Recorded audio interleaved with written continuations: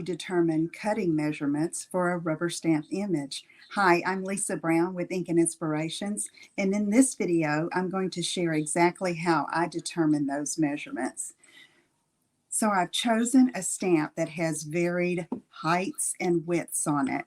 And so what I do is I use my Stampin' Up! Grid paper, and I'm going to lay this down with the rubber side up so that I can see exactly what I'm going to be stamping.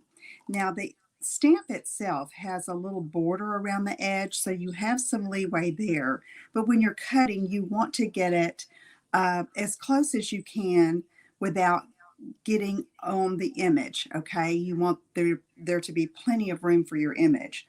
So I'm going to lay this down on the edge of my grid paper. I'm putting the edge of the rubber on this bottom line here and the widest part against this, and then I'm looking over here at the widest part here. So I'm going to make a little mark right there and then come to the top and do the same right here where it's the tallest. Then I'm going to look at it and I see that's 3 and a little over 3 1/4. So I'm going to put it back down. And I know that I want to cut it a little larger than that. So I just kind of slide it up a little bit and over.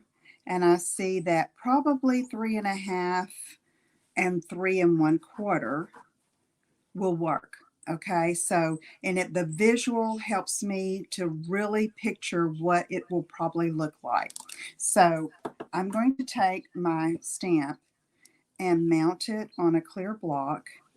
And I have a piece of cardstock that is cut to the 3 1/2 by 3 1/4. All right, so here we go. 3 1/2 over here, 3 1/4 up here. So let me ink this up and we'll see how we did. This has been pretty much a foolproof way for me to determine these cuts. And although sometimes I may have a little bit of extra around the edges, I would rather that than to cut it too close to the image. And there you go. So that works well. And I hope this little tip helps you. If you need to know more about paper crafting or have any more questions or ideas for videos, just visit my website at inkandinspirations.com. And also here on YouTube, if you'll subscribe to my channel and click the little bell, you'll get notice of all my videos. So thank you for joining me. I'm Lisa Brown with Ink and Inspirations, inspiring you to create, share, and make a difference. Take care.